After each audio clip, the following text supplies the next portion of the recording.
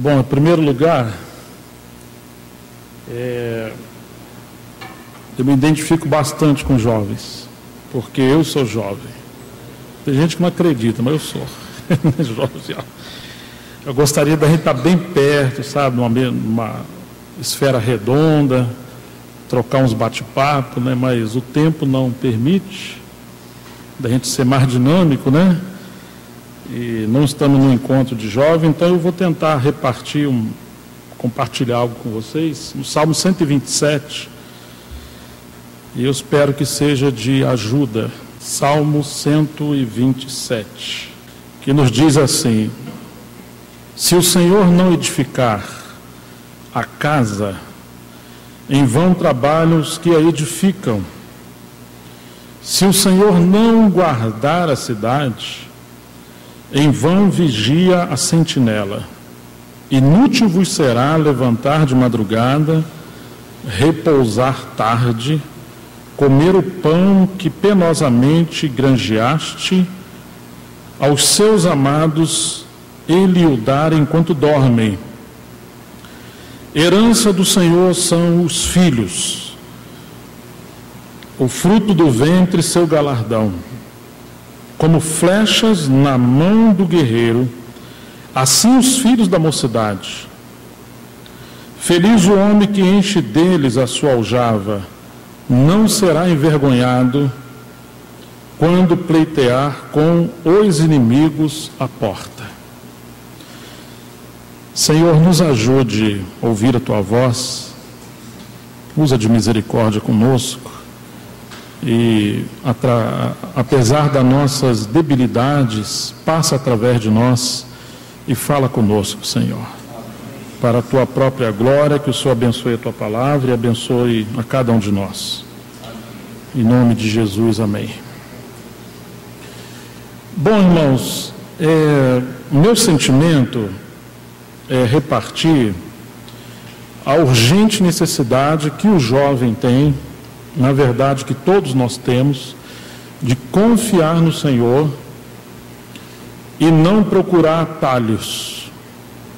Porque quando jovens, nós temos um espírito de aventura, de desbravamento, de inovação muito grande, e nossa mente costuma disputar com Steven Spielberg. Nós desenvolvemos muitos sonhos, muitas fantasias, navegamos às vezes em águas profundas, em águas turbulentas, e nós precisamos ter alicerce profundo na nossa vida, porque nós corremos o risco de irmos muito além do que o Senhor reservou para nós, e o caminho de volta é perigoso, nem sempre é fácil.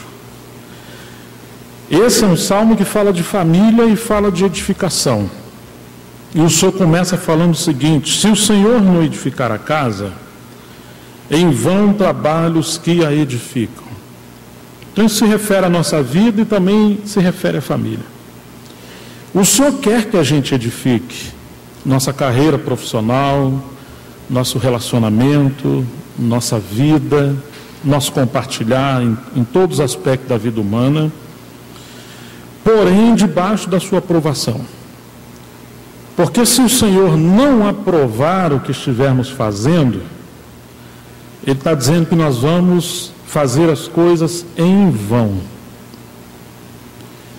Então isso é uma realidade muito forte, que só faz sentido na nossa vida as coisas quando Deus está a nosso favor. Se o Senhor não tiver a nosso favor, nós temos um grande inimigo, entre aspas, e não é o diabo, será o próprio Senhor. Porque o Senhor nos ama e Ele vai nos travar essa aventura nossa para nos trazer de volta ao seu propósito. Então, se o Senhor não for conosco no que estivermos fazendo, em vão será trabalhar, em vão será plantar, em vão será fazer tudo. Depois ele fala: se o Senhor não guardar a cidade, em vão vigia o sentinela. Deus colocou sentinela, mas o sentinela é um instrumento na mão do Senhor, quando ele está guardando a cidade. Se ele não guardar a cidade, o sentinela não tem poder para suportar o adversário. Inútil vos será levantar de madrugada, repousar à tarde, comer o pão que penosamente granjeaste. Mas aos seus santos, aqueles que se separam para ele, no lugar de querer fazer as coisas na própria força, aos seus santos, aos seus amados, ele o dá enquanto dormem. Claro que iremos estudar, iremos trabalhar, mas é o Senhor que prospera o nosso caminho. Irmãos, isso aqui é tão importante para nós. Eu me lembro, já que estamos entre jovens, que eu tive 2 situações de noivado na minha vida. De namoro e noivado antes de casar com a Miriam. Uma, eu era noivo de uma moça que era considerada a mais bonita da cidade. Entre nós lá, os irmãos. Eu era vaidoso igual um pavão, né? Menina morena. E quase casando. E ela já estava certa de me seguir por onde quer que eu fosse. Mas o Senhor me enviou para o norte de Minas Gerais, no final dos anos 90, até a virada de 2000. De 99 para 2000. E aí, quando ela soube disso, que foi uma coisa confirmada, o Senhor nos falou com clareza a mim, falou ao presbitério, falou a irmãos que labutavam na obra extralocal. E a gente já estava para se casar. E quando ela soube disso, ela colocou a aliança do noivado em cima da mesa do presbitério e falou assim: ó, hoje nós estamos terminando. Mas você não ia comigo para onde quer que eu fosse? Falei, mas desde que fosse aqui dentro de Cabo Frio, né? Região de praia, tudo. Aquilo para mim foi terrível, porque estava quase casando e os irmãos me enviaram, o Senhor me enviou pelos irmãos para um lugar muito simples, muito pobre. E eu perdi aquele noivado. Depois que eu trabalhei nesse lugar um tempo pelo Senhor, eu me namorei por uma outra jovem. Eu sou editor de livros, a maioria dos irmãos sabem disso. Essa jovem era loira, de olho verde, falava inglês, era professora de inglês. Eu falei, tem tudo para dar certo, é aqui mesmo que eu vou amarrar meu jumentinho. Até que o Senhor mostrou que não era aquilo. Mas passou igual um trator, não teve misericórdia, sabe? Doeu, filho. E aí eu terminei essa jornada na região de Minas, do Norte, voltei para o Rio, isso em 92, e um dia eu estava dando uma mensagem para os jovens, estava no encontro, eu me lembro ainda, eu estava falando sobre sexo, namoro e paixão. Sexo, amor e paixão, a diferença entre paixão e amor. Tem um livro muito bom sobre isso, de um autor chamado Short. Acha ele nas livrarias, viu, irmão? Esse acha. Eu acho que acha. E eu lembro que quando eu citei um versículo, a herança dos filhos vem dos pais. Ou seja, a herança dos pais passa para os filhos. E a mulher prudente vem do Senhor. Que é o Senhor que prepara uma jovem para o seu servo. Quando eu falei isso, o Senhor abriu os meus olhos e eu vi a Miriam no meio de uma... Tinha bastante jovem, bem mais do que aqui. E o Senhor falou comigo assim de maneira extraordinária. Ela é a que eu preparei para você. Então, meus olhos se abriram como nunca antes. E houve uma testificação muito grande, sabe? Na família, nos pais, entre os irmãos, entre os anciãos. As circunstâncias todas cooperaram. E nos casamos. Ela é muito feliz de ter casado comigo. Cá entre nós, né? Não está aqui. Mas assim, depois de muitos anos, o tio dessa primeira noiva falou para mim: Gerson, o Senhor te livrou de algo.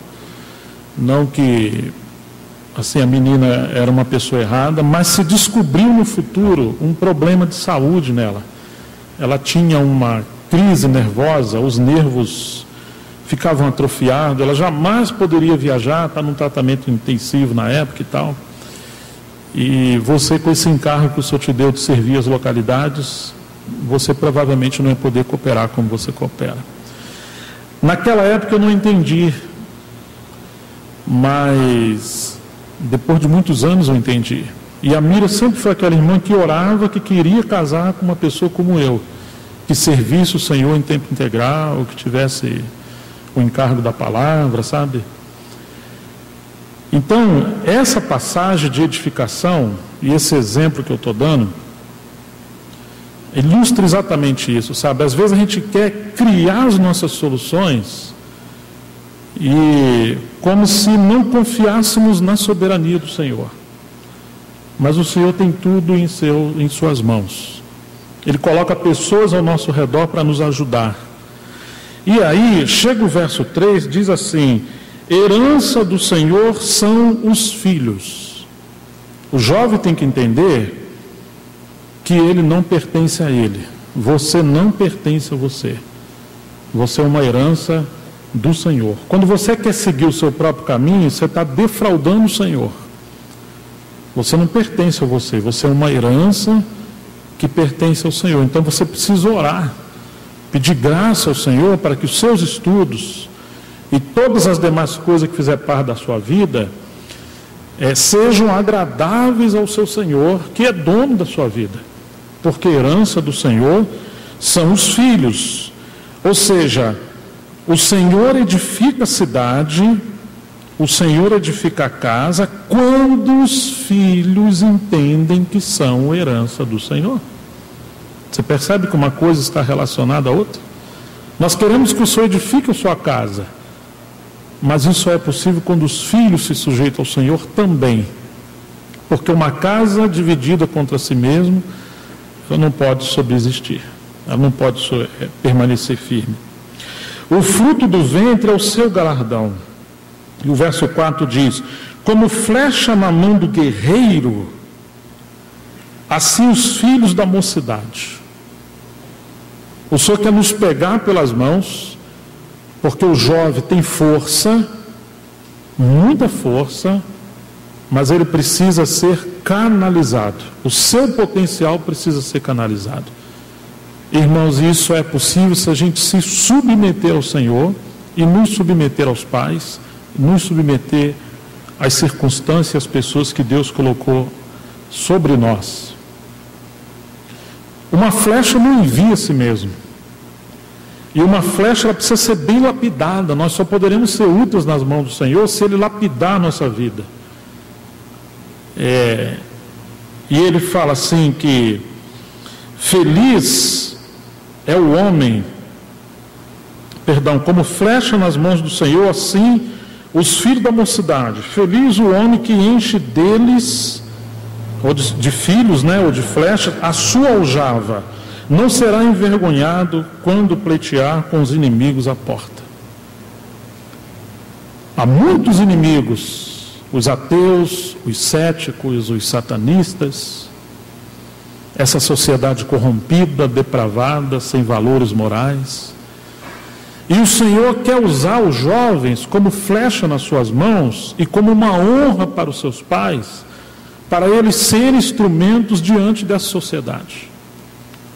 Mas se a gente sai da aljava do Senhor, a aljava é esse lugar onde o Senhor nos coloca junto com outras flechas, ou com outros jovens, no lugar de sermos usados pelo Senhor, nós iremos envergonhar o Senhor, porque iremos nos corromper. Fatalmente iremos nos alinhar a esses valores deturpados da sociedade. Percebe a inversão de valores?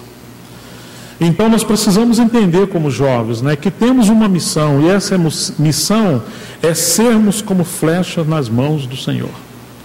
Uma flecha não se envia, ela não anda por ela mesma, ela precisa ser lançada. Aí vem uma grande responsabilidade para os pais. Você não pode pegar um pedaço de pau sem forma e jogar dentro da sua aljava, ele nem cabe ali. Quando você botar na flecha, ele não vai para lugar nenhum.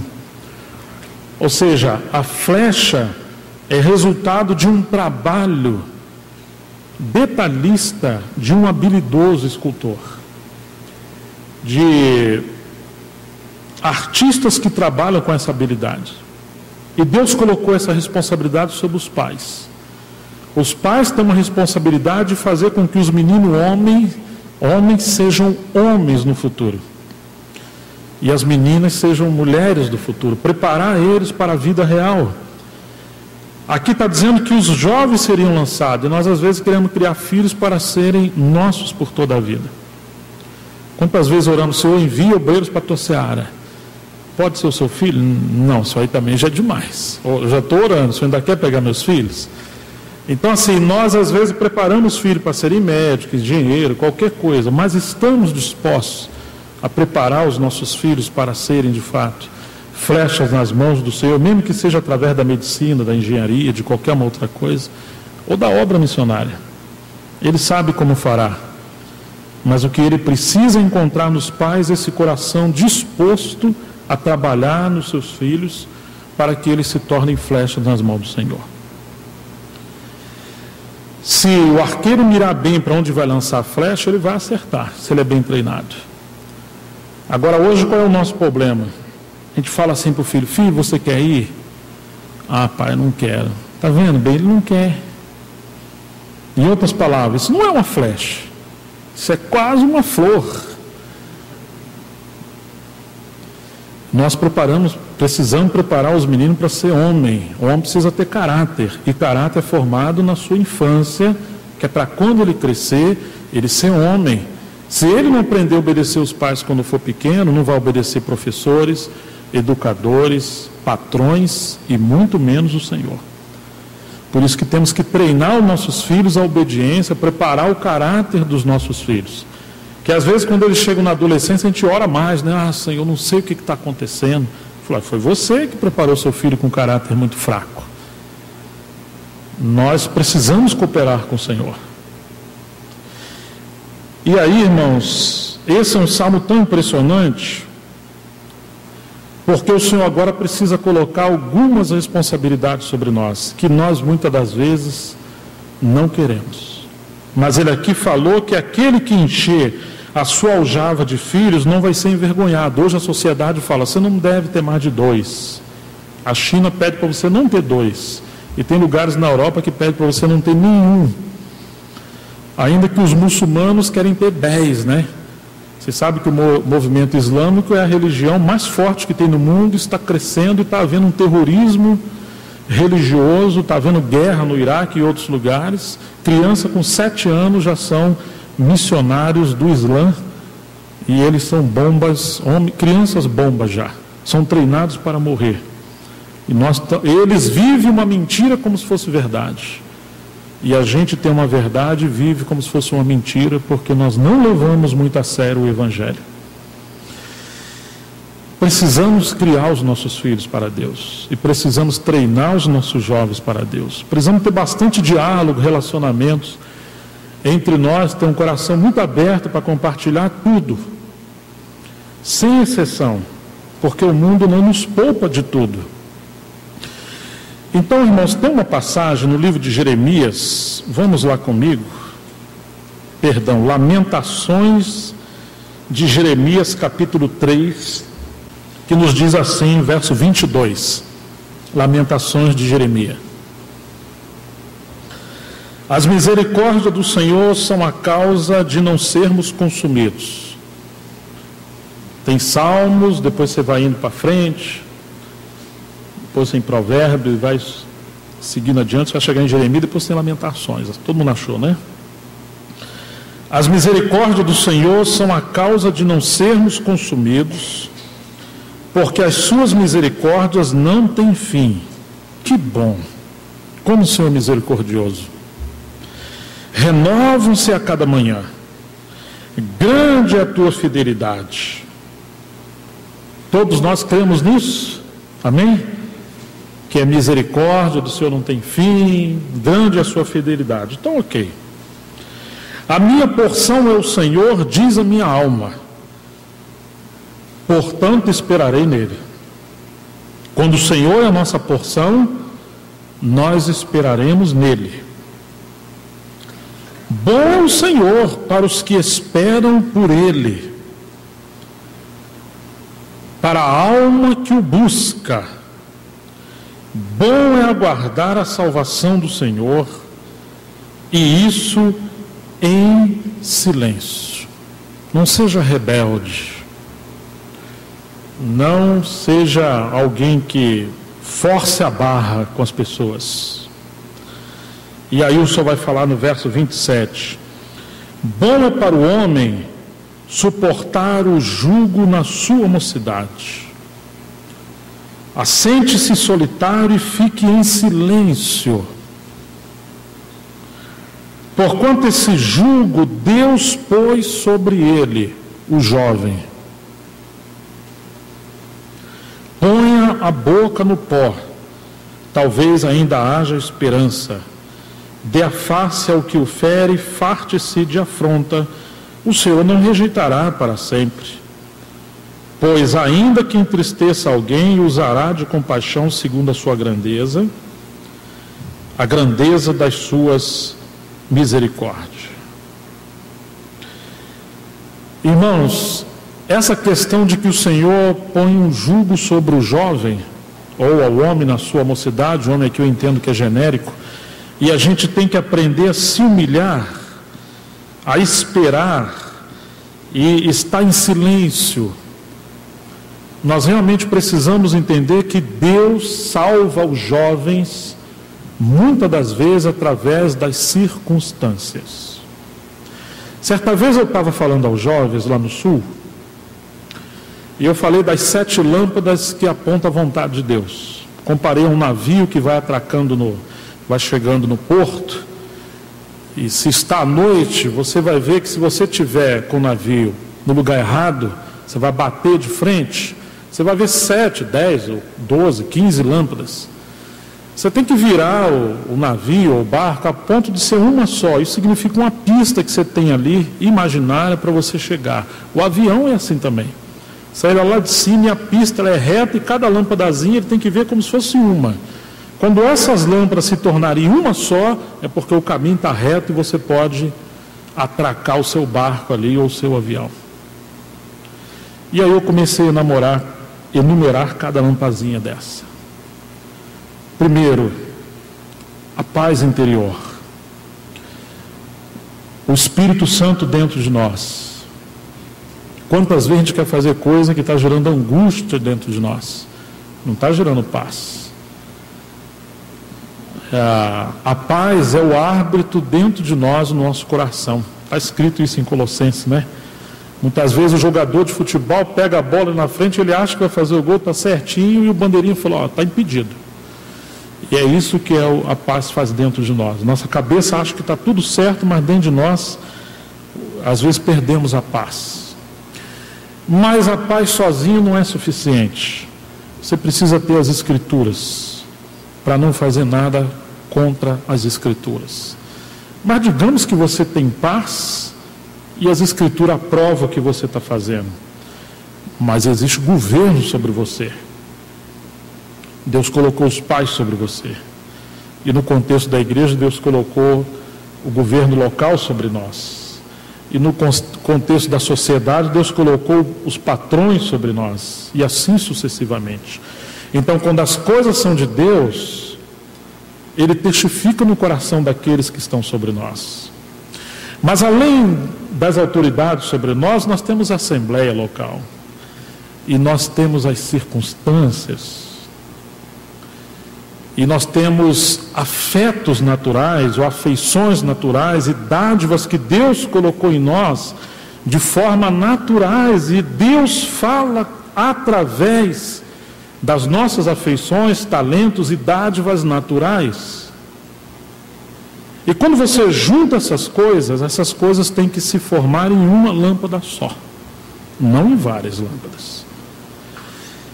Eu dei essa mensagem ao jovem, uma jovem falou assim, irmão, eu já quebrei 6. Já rompi com as Escrituras, rompi com meus pais, com a circunstância, com tudo, só falta uma só. Ela estava quase casando, e estava tudo errado. E vários jovens falaram isso. E isso ajudou bastante pessoas. Mas quando nós pegamos essas questões das circunstâncias e das afeições, das aptidões que Deus colocou dentro de nós, eu acho que isso a gente precisa atentar um pouco. Para cada lâmpada dessa, mas tem algumas que nos chamam mais atenção. E, por sua vez, precisa colocar um jugo sobre nós. E esse jugo é a disciplina do Senhor em nossas vidas, e tem coisa que não dá certo. E a gente às vezes acha até que é o inimigo que está contra nós, e muitas das vezes não é o inimigo que está contra nós. É o Senhor mesmo que está nos barrando para a gente não seguir fazendo coisa errada. E nessa hora a gente precisa se humilhar. Me lembro que uma jovem que minha esposa era amiga durante muito tempo, ela falou, poxa bem, a gente podia conversar com aquela pessoa, era de uma outra cidade, e nós fomos conversar, ter comunhão. Ela estava quase casando com o rapaz, e aí eu perguntei para ela, o que de fato atraiu você nesse rapaz? Eu falei assim, a voz. Nossa, quando ele canta, eu fico assim, sabe, no outro mundo, a voz. Eu falei, o que mais? Ela falou assim, olha, a voz. Eu falei, pronto, é só a voz. Eu falei, irmão, mas ele é o tipo de pessoa que você imaginou? E ele era magrinho, escurinho, sabe? Eu falei, olha, eu não gosto de magrinho, eu gosto de homem alto, fala grosso. O cara falava fraquinho, sabe? Olha, mas estava tudo oposto à atração na vida dela como moça. Esse é só o lado que eu estou falando de atração física. Depois tinham valores, depois tinha cultura, depois tinha o lado acadêmico, depois tinha a vida espiritual, depois tinha aspecto hereditário, porque os jovens herdam coisas dos pais em caráter. A gente imagina que não, mas quando você casa, o sogro e a sogra vêm junto para dentro da sua casa. Não fisicamente, mas vem na alma, na constituição, no subconsciente. Até o Senhor nos libertar desses fantasmas, das coisas que nós herdamos, leva tempo. E a gente precisa ver como essa família foi formada. Enfim, irmãos, aquilo não era do Senhor. E quantas vezes a gente se empolga com as coisas. Tem um texto em Tiago que diz assim, Tiago capítulo 1, verso 2. Meus irmãos, têm de motivo de toda alegria o passar por várias provações. Tiago 1:2. Sabendo que a provação da vossa fé, uma vez confirmada, produz perseverança.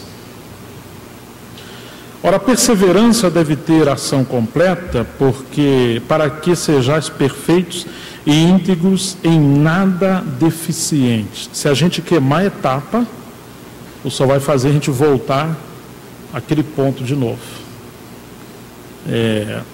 Em nada deficientes, ou seja, não fuja do jugo, não fuja das circunstâncias, não rompa aquele cerco protetor que Ele colocou sobre nós.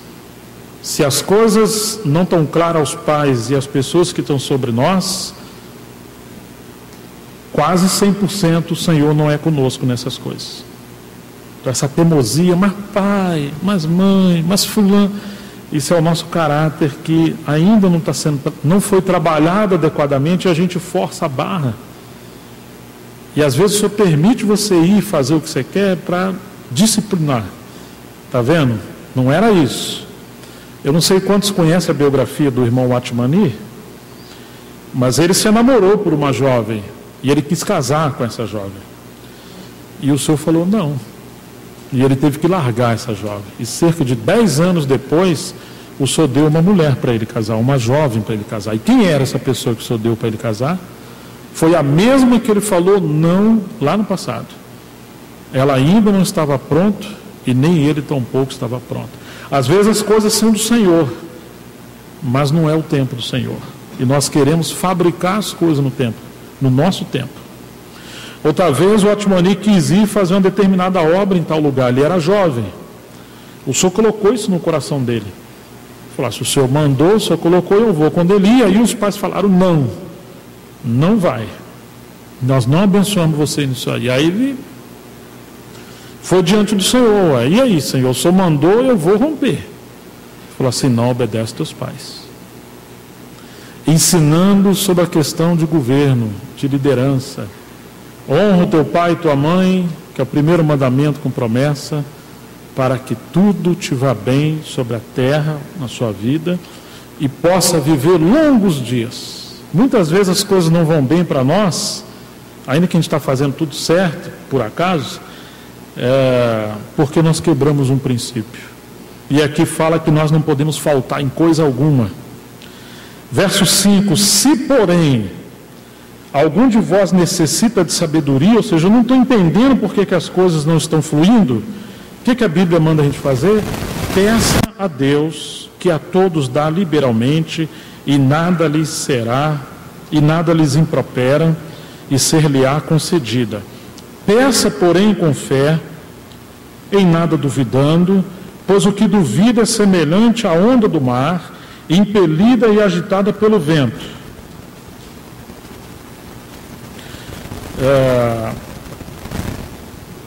Não suponha esse homem que alcançará do Senhor alguma coisa. Homem de ânimo dobre, ou de coração duplo, inconstante é em todos os seus caminhos. Ó, irmão, você está vendo aqui? Ele está dizendo que uma pessoa que tem um coração inconstante, uma pessoa que não persevera, uma pessoa que não é determinada, uma pessoa que não foi trabalhada como uma flecha pontiaguda, ela é inconstante em todos os seus caminhos. Ela sai numa direção e lá na frente ela vira para outra. Ela começa um projeto e não termina. Ela começa um estudo e não termina. Ela quer uma coisa hoje, amanhã ela quer outra. E isso é um problema de caráter. O Senhor está dizendo: não pensa tal homem que vai receber alguma coisa do Senhor. Não pode pular etapa. Você não pode criar um atalho para aquilo que o Senhor colocou no seu caminho, na sua vida, na vida de cada um de nós. Realmente deveremos orar: Senhor, qual é a tua vontade? Em qualquer área da nossa vida. Custa muito caro um erro, irmãos. E como a gente precisa depender do Senhor, não vale a pena. Se a gente tem falta de sabedoria, não está entendendo, Ele está dizendo para a gente pedir sabedoria, que a todos Ele dá. Mas, verso 6: peça, porém, com fé, em nada duvidando, pois o que duvida é semelhante à onda do mar, impelida e agitada pelo vento. Ela vai e volta. Vai e volta. Não suponha esse homem que alcançará do Senhor alguma coisa. Irmãos, esse é um problema hoje da juventude. Esse é um problema, eu posso dizer, que da sociedade moderna. A tecnologia, a globalização, a facilidade que a internet trouxe para nós, ela tem criado um nível de superficialidade na nossa vida, porque a gente tem acesso a muita informação. Como disse Augusto Cury, uma criança de 5 a 7 anos tem mais informação que o imperador Nero. Mas ao mesmo tempo ele não sabe nada, porque não foi aquela disciplina formada em algo que teve começo, meio e fim. É como um vento que chega rápido e vai embora rápido. E nós gastamos muito tempo em coisas que não produzem nada na vida da gente. Um dos sintomas dessa geração agora é a superficialidade, a falta de firmeza. Eu sou pai de 3 filhas. E uma das preocupações que temos é que quando olhamos os jovens, eles são inseguros, fracos. Não estou dizendo em sua totalidade, mas em grande parte hoje, os homens desaprenderam a ser homens. E se a gente não cuidar, as mulheres estão mais fortes e mais à frente do que os homens. Isso é um problema muito sério. Mas ao mesmo tempo temos a questão de valores. Os valores estão sendo invertidos. E a gente precisa assumir as rédeas disso aí. Precisa trazer isso de volta. Hoje o jovem demora muito a amadurecer. Às vezes está com 30 anos e ele ainda não sabe muito bem o que ele quer da vida. Isso é um problema muito sério. Questão de caráter, como os pais precisam, diante de Deus, ver os talentos dos filhos, a aptidão dos filhos e começar a trabalhar isso desde pequeno. Minhas meninas muito novas, não sei se eu vou escandalizar alguns, mas eu já falei, olha, alimentação, educação e saúde comigo. Agora o resto é com vocês. Nem que vocês vão lavar um carro, engraxar um sapato, alguma coisa, mas eu vou ajudar vocês, mas não vou alimentar.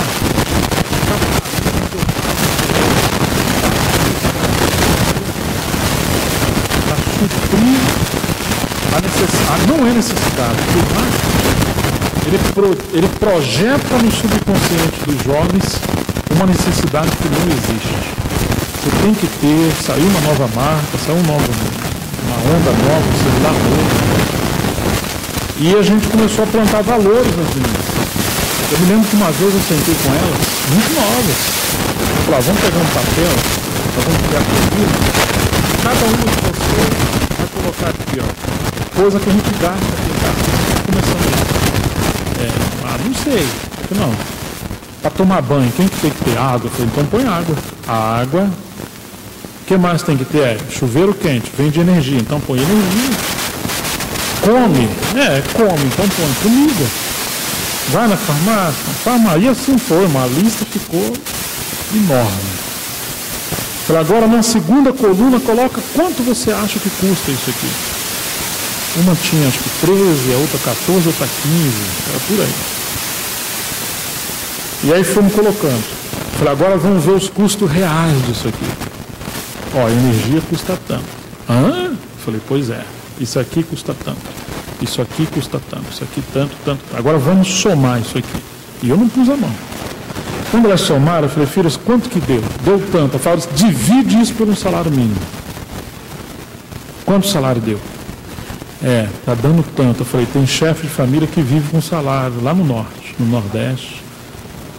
Agora vamos falar, vamos analisar a nossa vida, vamos começar a tentar tirar aqui o que é superficial, ou o que é supérfluo. E aí começamos a tirar. E aí falamos um pouco de economia, de poupança, de investimento, de querer de ensinar a plantar para você colher no futuro. Jovem. Então, irmãos, nós educamos nossos filhos assim. Hoje nós temos 3 filhos, 18, vai fazer 18, 19 e 20. Não porque eu sou um coronel, mas minhas meninas nunca namoraram. Eu não impus, não controlei, não fiz nada, eu só plantei valores. Mas elas falam, pai, nós não queremos namorar. Nós já entendemos o que é abrasamento e o que é casamento. Não queremos estar apertando. Se você juntar palha e fogo, vai pegar fogo. Então é melhor você ter uma boa constituição de Deus, uma boa constituição de valor, que quando você encontrar alguém que o Senhor providenciou, eu não estou querendo dizer que eles não vão conversar, não vão se namorar, não estou falando isso. Mas são coisas na verdade. Então você vai dar um tiro certo. E depois que uma jovem abriu seu coração, sua emoção por alguém, eu me apaixonado. Ele não tem nenhum terreno, não estudou, não tem um temor. Nando pediu oração, né, Nando? Você trabalha em quê, Nando? Ele falou assim, eu limpo defunto. Eu acho que foi mais ou menos assim, querido. Estava eu e o Rogério. Eu falei, você quer que eu ore para Deus matar a pessoa, para você ganhar dinheiro? Foi engraçado. Mas eu vi nele um rapaz ali que trabalhava, aquilo ganhou meu coração, sabe? Um moço dedicado, né? E nós passamos a orar, não para Deus matar as pessoas, mas para Deus prosperar ele, e deu certo, né? Mas sabe, irmãos, às vezes as coisas estão soltas demais. E eu falei, a moça já sabe que você é defunto? Eu falei, não fala isso. Eu falei, deixa quieto. Mas não é que a gente amou ele demais, né? Mas, irmãos, as coisas precisam ser levadas seriamente, sabe? Um jovem de coração inconstante, como é que o Senhor vai entregar a responsabilidade? Como é que ele vai dar um novo salto? Como é que ele vai ser premiado? Como é que o estudo vai dar certo? Como é que a carreira profissional vai dar certo? Minha menina do meio terminou o curso técnico com 16 anos. Ela ia para a escola estudar, no horário de almoço ela não vinha em casa almoçar, às vezes levava marmita. Isso é peão de obra, uma menina. E à tarde ela estudava de novo. 16 anos ela terminou, hoje ela tem 19, estava com 18. Ela trabalha na editora, ela que assume toda a parte de internet e um pouco da tecnologia lá pequena que tem. Tudo é com ela. E nós estamos tentando acertar os outros. Estamos estudando, estamos trabalhando. Então essas coisas nós precisamos considerar. As coisas não caem do céu assim, né? O jovem tem que estudar, o jovem não pode perder tempo com coisas que não levam a nada, porque o tempo passa muito rápido, né? E a nossa alma vai sendo perdida. Então esse Salmo 127, se o Senhor estiver a favor do que nós fizermos, irmão, todas as coisas vão dar certo. Mesmo que você vai trabalhar, você vai suar, você vai estudar, é claro que você vai fazer isso. Mas o Senhor quer usar a família, os pais, os amigos, para preparar as crianças e os jovens para serem flecha nas mãos do Senhor. E para isso acontecer tem que ter disciplina. E aí vem Jeremias que nós lemos, especialmente o 3:27. Temos que aprender a suportar o jugo, não fuja da disciplina. Não comece uma coisa e para no meio do caminho. Mesmo que você entenda que não tem que estudar aquilo, mas você começou, termina. Passa rápido. Porque às vezes se você não termina, depois você não faz outra coisa, começa a fazer, vai parar de novo, aquilo não vai redundar em nada. É muito difícil a pessoa começar uma coisa e não terminar. Ela perde o respeito muitas das vezes. É uma pessoa oscilante. Eu não coloco isso como lei. Pode ser que no meio de uma faculdade você descubra de fato que não era aquilo, você se arrepende e faça uma outra. Mas termine essa outra. E comece a trabalhar. E no futuro você faz uma outra coisa, uma pós, ou descobre um talento. Se você não tem certeza do que você vai fazer, tudo que vier às suas mãos para fazer, qual que é o conselho que a Bíblia nos dá? Faça de todas as suas forças. Faça com todas as suas forças. E eu vou terminar aqui. Você se lembra de Jesus?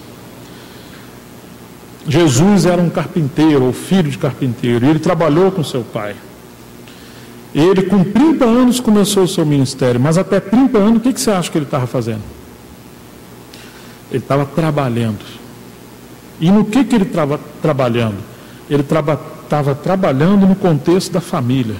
Uma coisa os judeus têm de bom: a família constrói as coisas juntos. E hoje é uma tendência dos filhos terem aversão à carreira do pai e da mãe. A gente tem que ponderar muito isso, irmãos, que a obra do diabo é desintegrar a família.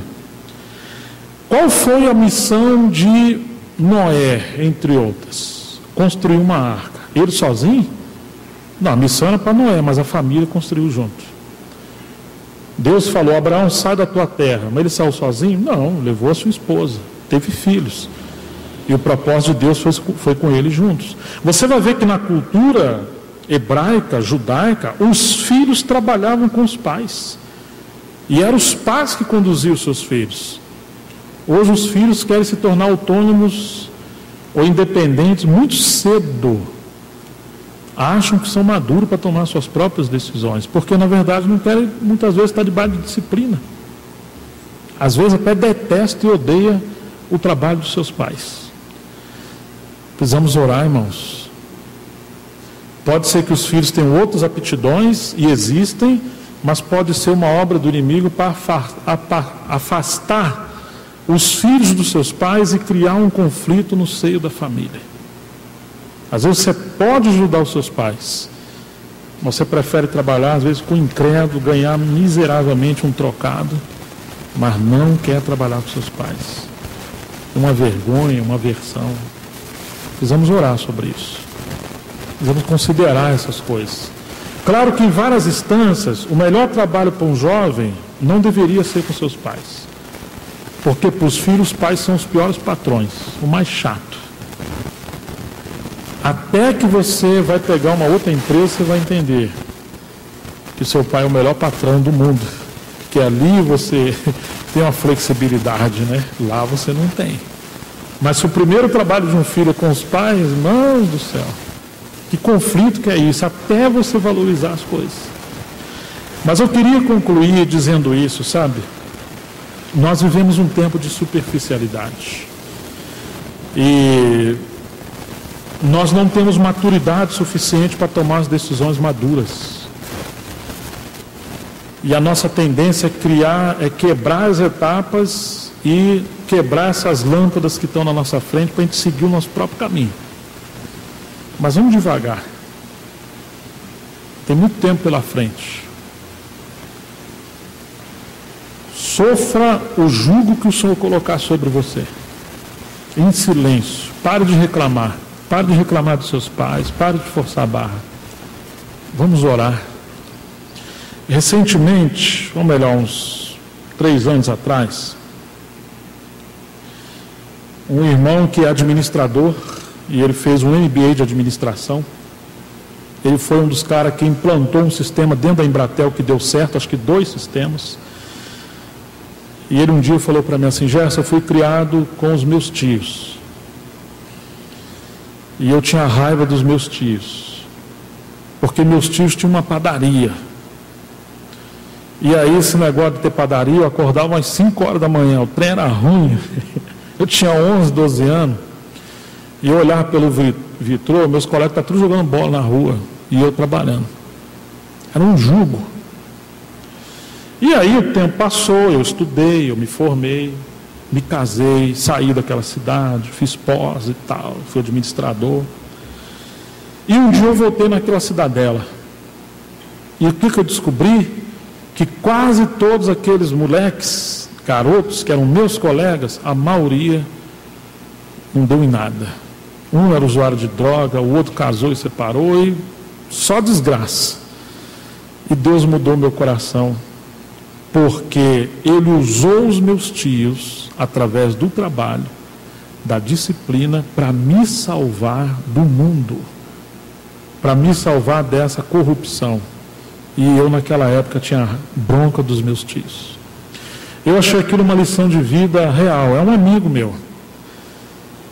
Porque hoje o jovem ou o adolescente, especialmente o adolescente, ele quer ter os direitos que um adulto tem.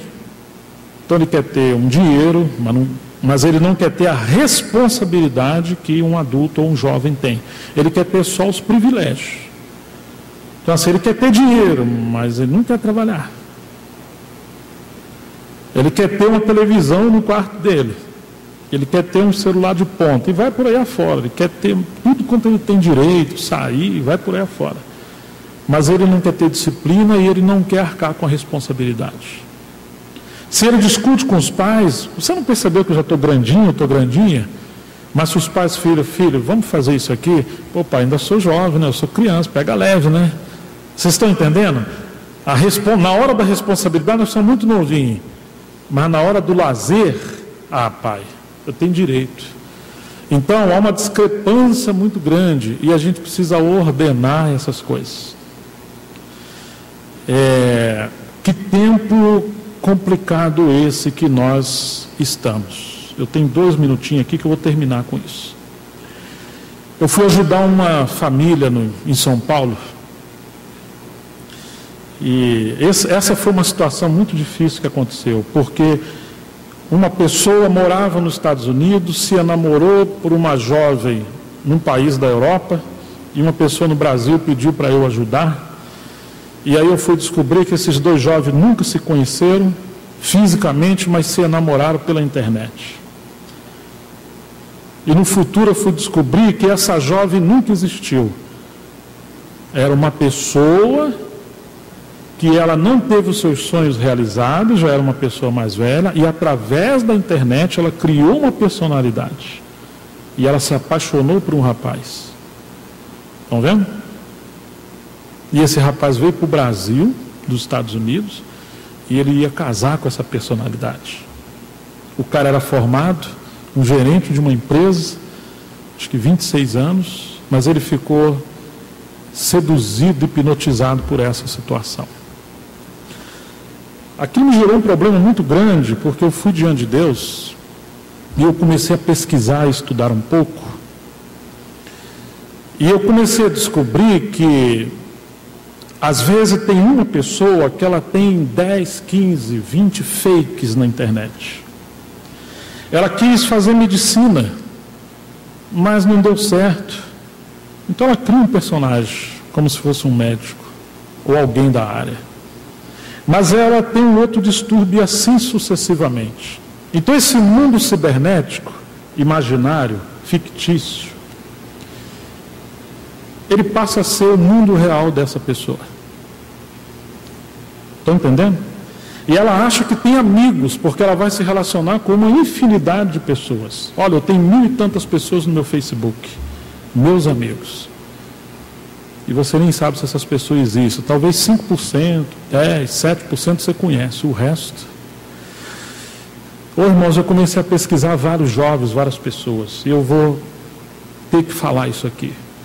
Vários deles estavam se tornando pessoas bipolares. Você sabe o que é uma pessoa bipolar? Alguns estavam se tornando esquizofrênicos, sofrendo esquizofrenia, distúrbio mental psicológico. E o subconsciente que vivia esse mundo da fantasia, é como se isso era real e o mundo real não era real. Eu consigo me abrir com os meus colegas, mas eu não consigo me abrir com os meus pais. Eu consigo conversar através da internet, mas eu não consigo olhar nos olhos de uma pessoa, de um mais velho ou dos irmãos e conversar.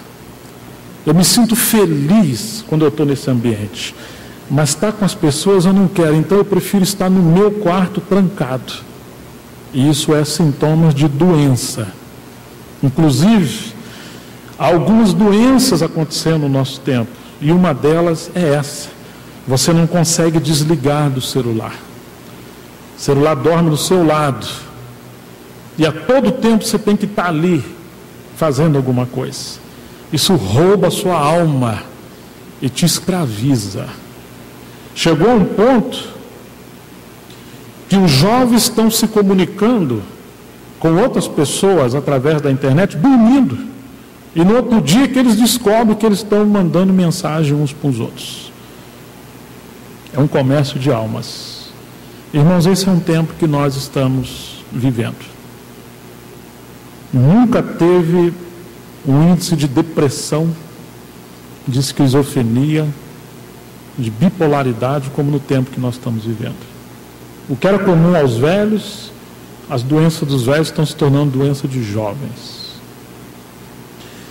Conheço meninas, às vezes com 14 anos, sofrendo de depressão. 14 anos. Indo já para psicólogos, etc. Filhos de irmãos. Por não discernir esse mundo, essa crise, que nós estamos enfrentando com essa sociedade moderna, contemporânea, pós-cristã, que está desintegrando as famílias, por não dependermos do Senhor, não termos conceitos sólidos, não aceitar a disciplina ou o jugo do Senhor, e a gente tentar criar a nossa própria independência, porque os nossos pais já estão ultrapassados. Que o Senhor nos ajude, que não venhamos quebrar as lâmpadas, desconfie de quase tudo, se possível de tudo, menos do Senhor, dos seus pais e das pessoas que o Senhor confiou para nos pastorear e nos guardar. O resto, irmãos, não acho que são seus amigos, porque não são seus amigos. Que Deus tenha compaixão de nós. Amém? Como que eu gostaria da gente bagunçar isso aqui, sentar junto, criar uns grupinhos, fazer uma dinâmica. Ia ser bom demais, mas falta-nos tempo, porque nós temos muito que conversar. Mas que o Espírito Santo continue a falar com vocês. Vamos orar. Deixar que vocês orem, especialmente os jovens, aquilo que o Senhor tocou no seu coração, vamos orar ao Senhor, Amém. Obrigado, queridos.